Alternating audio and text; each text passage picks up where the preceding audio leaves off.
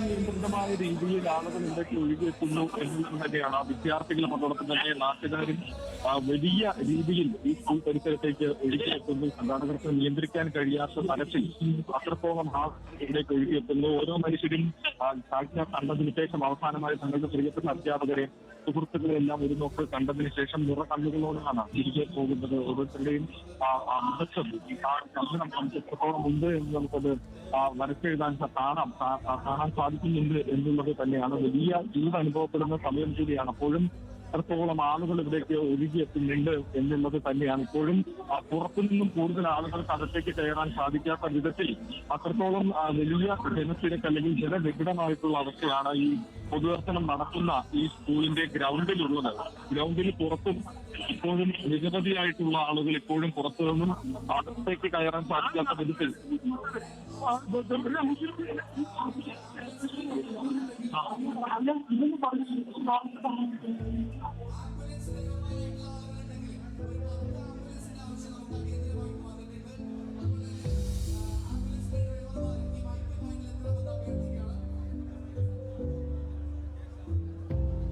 പാങ് GLP സ്കൂളിൽ ഇനി അവശേഷിക്കുന്നത് ഒരു അധ്യാപികയും ഒരു പ്യൂണുമാണ്. പിന്നെ അവിടെ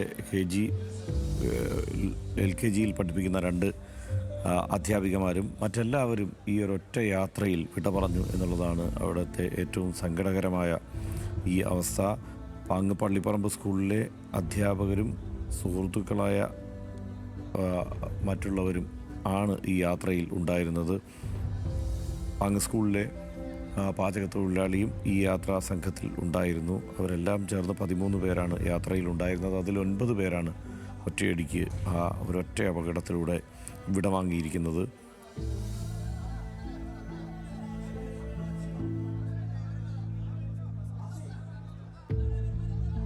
മന്ത്രി വി ശിവൻകുട്ടി അടക്കമുള്ളവർ അന്ത്യോപചാരം അർപ്പിക്കാൻ വേണ്ടി പാങ് അമ്പലപ്പറമ്പ് ഹയർ സെക്കൻഡറി സ്കൂളിൻ്റെ പരിസരത്തേക്ക് അവരെത്തിച്ചേരുന്നു. മറ്റ് പ്രധാനപ്പെട്ട നേതാക്കന്മാരും ഒക്കെ അവിടെ ഇതിനെല്ലാം നേതൃപരമായ പങ്കുവഹിച്ചുകൊണ്ട് അവിടെ എത്തിച്ചേർന്നിട്ടുണ്ട്.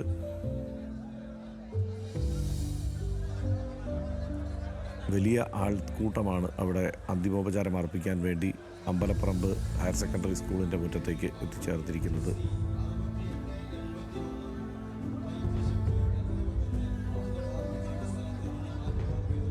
സരീഷിലേക്ക് വീണ്ടും. സരീഷ്, എന്താണ് കൂടുതൽ വിവരങ്ങൾ?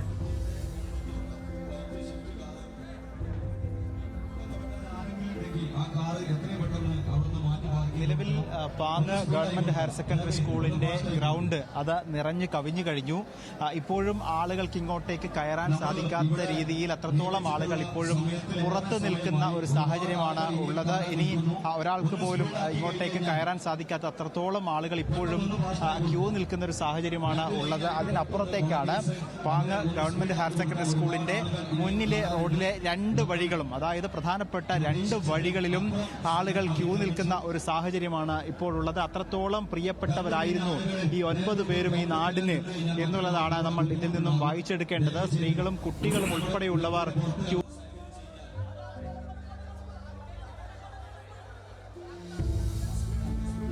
ലക്ഷ്യത്തോടെയാണ് അവർ രാവിലെ മുതൽ തന്നെ ഇങ്ങോട്ടേക്ക് എത്തിയിരിക്കുന്നത്. അതിവൈകാരികമായ നിമിഷങ്ങളായിരുന്നു നമ്മൾ ഈ പന്തലിനകത്ത് കണ്ടത്. കാരണം ആദ്യം മൃതദേഹങ്ങൾ ഇങ്ങോട്ടേക്ക് എത്തിച്ചതിനു ശേഷം ആദ്യം ബന്ധുക്കളായിരുന്നു, ഈ മൃതദേഹത്തെ അനുഗമിച്ച ബന്ധുക്കൾക്കായിരുന്നു അന്തിമോപചാരം അർപ്പിക്കാനുള്ള ആദ്യത്തെ അവസരം.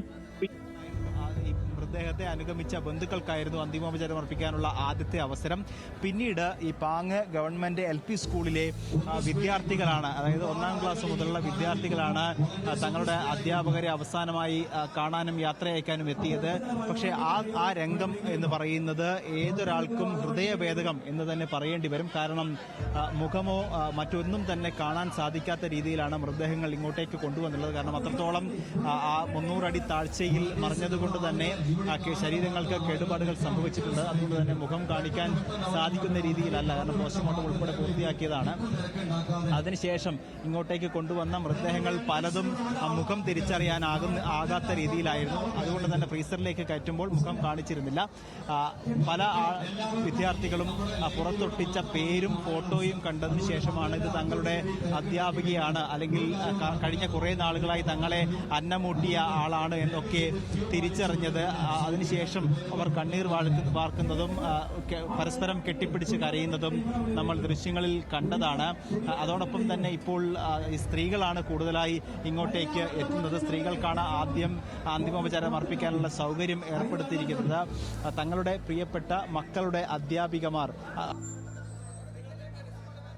ഈ മജീദ് മാസ്റ്റർ ഈ അധ്യാപക പ്രവർത്തനങ്ങൾക്കൊപ്പം തന്നെ മറ്റ് മേഖലകളിൽ കൂടി സജീവ സാന്നിധ്യമായിരുന്നു.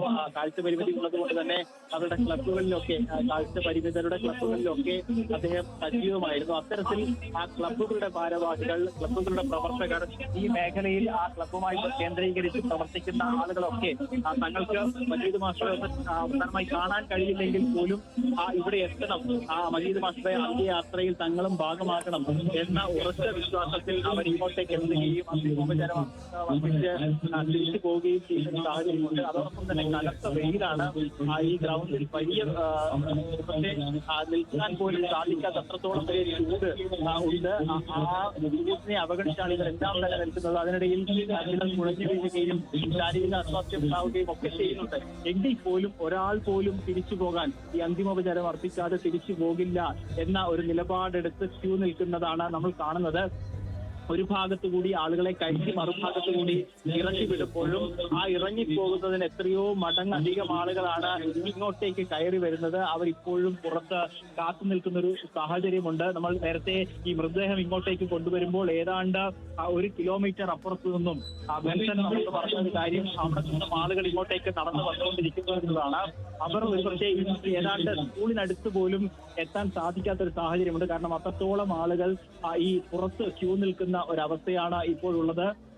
ഈ അവസാനമായി തങ്ങളുടെ അവശതയിൽക്കിടയിലും അവസാനമായി തങ്ങളുടെ അധ്യാപകരെ ഒന്ന് കണ്ട് അവർക്ക് അന്തിമോപചാരം അർപ്പിച്ച് തിരിച്ചു പോകുന്ന ദൃശ്യങ്ങളാണ് നമ്മളിപ്പോൾ കണ്ടത്.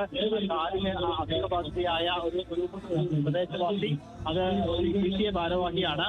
അവർ അവസാനമായി തങ്ങളുടെ പ്രിയപ്പെട്ട അധ്യാപകയെ കണ്ട് അന്തിമോപചാരം അർപ്പിച്ച് തിരിച്ചു പോകുന്ന ദൃശ്യങ്ങളാണ് നമ്മളിപ്പോൾ കണ്ടുകൊണ്ടിരിക്കുന്നത്. അങ്ങനെ ഏത് ഭാഗത്ത് നോക്കിയാലും അവരുടെ എല്ലാം കണ്ണുകൾ നിറഞ്ഞ് മനസ്സ് തുളുമ്പുന്ന ഒരു അവസ്ഥയിലേക്കാണ് കാര്യങ്ങൾ പോകുന്നത്. ഇപ്പോൾ ഈ വളണ്ടിയർമാർക്ക് അപ്പുറത്തേക്ക്, അവർക്ക് നിയന്ത്രിക്കാവുന്നതിന് അപ്പുറത്തേക്ക് ആളുകൾ കൂടുതലായി എത്തുന്നുണ്ട്. അതോടൊപ്പം തന്നെ മുഴുവൻ ആളുകളോടും അവർ വീണ്ടും ആവർത്തിച്ച് പറയുന്നത് കണ്ടവർ മുഴുവൻ ഈ കോമ്പൗണ്ടിലൂടെ പുറത്തേക്ക് പോകണം. കാരണം അത്രത്തോളം ആളുകൾ ഇപ്പോഴും പുറത്ത് കാത്തു നിൽക്കുന്നുണ്ട്. അവരെല്ലാം പ്രവേശിപ്പിക്കുകയും അവർക്ക് ഈ അന്തിമോപചാരം അർപ്പിക്കാനുള്ള അവസരം ഒരുക്കുകയും ചെയ്യണമെങ്കിൽ കണ്ടവർ മുഴുവനായി പുറത്തേക്ക് പോകണമെന്നാണ്. പക്ഷേ അപ്പോഴും വൈകാരികമാണ്. അവർ ഈ കണ്ടവർ, അല്ലെങ്കിൽ മൃതദേഹം അവസാനമായി കണ്ടവർ, ഇപ്പോൾ തങ്ങളുടെ അധ്യാപകർ, അവർ സ്കൂളിൽ നിന്നും പടിയിറങ്ങുന്നത് കൂടി ഒന്ന് കണ്ട ശേഷം പുറത്തേക്ക് പോകാം ചിന്തിക്കുന്നവരുണ്ട്. ഇപ്പോൾ കുഴഞ്ഞു വീണ ഒരാളെയുമായി ആശുപത്രിയിലേക്ക് പോകുന്ന ദൃശ്യമാണ് നമ്മളിപ്പോൾ കാണുന്നത്. ഒരു ആംബുലൻസ് ശാരീരികമായി നേരത്തെ പറഞ്ഞതുപോലെ കഠിനമായ വെയിലാണ്. ആ കഠിനമായ വെയിലിൽ ആളുകൾ കുഴഞ്ഞു വീഴുകയും അവരെ മെഡിക്കൽ സൗകര്യം, ഇവിടെ നിലവിൽ മെഡിക്കൽ സൗകര്യം ഏർപ്പെടുത്തിയിട്ടുണ്ട്. പക്ഷേ അപ്പുറത്തേക്ക് കുഴഞ്ഞു വീണതിന് ശേഷം ആശുപത്രിയിലേക്ക് എത്തിക്കുന്ന കാഴ്ചയാണ് നമ്മൾ കാണുന്നത്. അങ്ങനെ ഈ രണ്ട് തരത്തിൽ, ഒന്ന് വെയിലിന്റെ ചൂട്, മറ്റൊന്ന് ഈ അടുത്ത അല്ലെങ്കിൽ ബന്ധു എന്ന രീതിയിൽ തന്നെ പറയാനാകുന്ന അത്രത്തോളം പ്രിയപ്പെട്ടവരുടെ വേർപിരിയൽ, ആ വേർപിരിയൽ അംഗീകരിക്കാനാകാത്ത ആ ദുഃഖം അത് മനസ്സിലുണ്ട്. ആ ദുഃഖത്തിനപ്പുറത്താണ്, അല്ലെങ്കിൽ എങ്ങനെ അത് വാക്കുകൾ കൊണ്ട് വിവരിക്കണം എന്ന് നമുക്ക് പറയാനാകില്ല. അത്രത്തോളം വേദന അനുഭവിക്കുന്നവരാണ് ഈ ഗ്രൗണ്ടിന് ചുറ്റും എത്തി നിൽക്കുന്നത്. അവരെന്താ, നമ്മൾ ആ ദൃശ്യങ്ങളിൽ കാണാം, അവരുടെ എല്ലാം തന്നെ കയ്യിൽ കൈക്കുഞ്ഞുങ്ങളെ ഏന്തിക്കൊണ്ടാണ് അവർ നിൽക്കുന്നത്. ഒരുപക്ഷെ ഈ ഭാവിയിൽ ഒരുപക്ഷെ ഈ അഡ്മിഷനുമായി ബന്ധപ്പെട്ട കാര്യങ്ങളൊക്കെ ഈ അധ്യാപകർ, പ്രധാനാധ്യാപിക ഉൾപ്പെടെയുള്ളവരുമായി ചർച്ച ചെയ്ത പലരും നമ്മൾ നേരത്തെ സംസാരിച്ചപ്പോൾ അവർ പറഞ്ഞത് ഈ അടുത്ത ദിവസങ്ങൾ മുതൽ ഈ അഡ്മിഷനുമായി ബന്ധപ്പെട്ട കാര്യങ്ങൾ സംസാരിക്കാൻ ടീച്ചർ തീരുമാനിച്ചിരുന്നു. ഈ യാത്ര ഒരു റിസപ്ഷൻ അല്ല. നേരത്തെ ഈ പ്രധാനാധ്യാപിക ഒന്നും തന്നെ സ്കൂളിൽ നിന്ന് ചില ടൂറുകൾ പോകുമ്പോൾ പ്രധാനാധ്യാപിക ഉൾപ്പെടെയുള്ളവർ പോയിട്ടില്ല. അവർ പറഞ്ഞിരുന്നത് ജോലിയിൽ നിൽക്കുമ്പോൾ ഇനി 1 വർഷം കൂടി മാത്രമേ ഉള്ളൂ. പ്രധാനാധ്യാപിക എന്ന് പറയുന്നത് അടുത്ത വർഷം റിട്ടയർ ചെയ്യേണ്ട അധ്യാപികയായിരുന്നു. ഇനി 1 വർഷം മാത്രമേ ഉള്ളൂ. അപ്പോൾ അതിനു മുൻപ് തങ്ങളുടെ സഹപ്രവർത്തകർക്കൊപ്പം, സഹപ്രവർത്തകരുടെ ബന്ധുക്കൾക്കൊപ്പം ഒരു യാത്ര പോകണം എന്നൊരാഗ്രഹം അവർ തന്നെയാണ് മുന്നോട്ട് വയ്ക്കുകയും അതിനെ തുടർന്ന് ചർച്ച ചെയ്ത് ഇത്തരത്തിലൊരു തീരുമാനമെടുത്ത് ഈ യാത്ര തീരുമാനിക്കുകയും ചെയ്തത്. അതിന്റെ ആ യാത്രയ്ക്കൊടുവിലാണ് ഇപ്പോൾ 9 പേരുടെ ജീവൻ ഇല്ലാതാവുന്ന ഒരു സാഹചര്യം ഉണ്ടായത്. എന്തായാലും ആ മൃതദേഹങ്ങൾ ഇപ്പോഴും അല്ലെങ്കിൽ ഇടമുറിയാതെ ആളുകൾ മുന്നോട്ടേക്ക് എത്തിക്കൊണ്ടേയിരിക്കുന്നതാണ് ഒരു വലിയ ദുരന്തം. നേരത്തെ പറഞ്ഞതുപോലെ വർഷങ്ങൾക്ക് മുൻപാണ് ഈ നാട്ടിൽ പാങ് എന്ന് പറയുന്ന ഈ നാട്ടിൽ ഒരു അപകടം ഉണ്ടാകുന്നത്. അത് വെടിക്കെട്ട് അപകടമായിരുന്നു. പക്ഷേ അത്രത്തോളം ചർച്ച ചെയ്യപ്പെട്ടിട്ടില്ലെങ്കിൽ പോലും നാട്ടുകാരെ സംബന്ധിച്ചിടത്തോളം അവർക്ക് വേദനാജനകമായ ഒരു കാര്യമായിരുന്നു അത്. അതിനുശേഷം ഈ നാട് കണ്ടിട്ടില്ലാത്ത സമാനതകളില്ലാത്ത ഒരു ദുരന്തം എന്ന് തന്നെ അവർ അല്ലെങ്കിൽ ദുരന്തം എന്ന് പറയുന്ന ഒരു കാഴ്ചയാണ്. കാരണം തങ്ങൾക്ക് പ്രിയപ്പെട്ട, തങ്ങളുടെ കൂടെ നിന്ന, തങ്ങളെ ചേർത്ത് പിടിച്ചിരുന്ന, തങ്ങളുടെ എല്ലാ കാര്യത്തിലും തങ്ങളുടെ മക്കളെ അത്രത്തോളം, ഒരുപക്ഷെ LP സ്കൂളാണ് നമ്മൾ ഏറ്റവും പ്രധാനപ്പെട്ട എന്ന് പറയുന്നത്. പ്രീ പ്രൈമറി LP സ്കൂൾ എന്ന് പറയുന്നത് കുട്ടികളെ അധ്യയനത്തിലേക്ക് കൊണ്ടുവരുന്ന കാലഘട്ടമാണ്. ഒരുപക്ഷെ വീട്ടിൽ നിന്നിറങ്ങിയാൽ മറ്റൊരു വീട്, അല്ലെങ്കിൽ അമ്മയോടൊപ്പം നമ്മൾ കാണുന്നതാണ് അധ്യാപകരെ. അങ്ങനെ അത്രത്തോളം ചേർത്ത് നിന്നിരുന്ന അവരുടെ എല്ലാ കാര്യത്തിലും, ചെറിയ കുട്ടികളായാലും അല്ലെങ്കിൽ LP സ്കൂളിലെ മറ്റ് 4ാം ക്ലാസ് വരെയുള്ള കുട്ടികളൊക്കെ ആയാൽ പോലും അത്രത്തോളം അവരെ ചേർത്ത് പിടിച്ച് അവരുടെ എല്ലാ കാര്യത്തിലും സഹായങ്ങൾ ചെയ്തുകൊണ്ട്, അതോടൊപ്പം തന്നെ ഓരോ കാര്യവും വീട്ടിൽ വിളിച്ച് കൃത്യമായി അറിയിക്കുന്ന, അങ്ങനെ ഓരോ കാര്യത്തിലും കൃത്യമായി ഇടപെടുന്ന ആളുകളായിരുന്നു ഈ അധ്യാപകരെല്ലാം തന്നെ. ഇവർ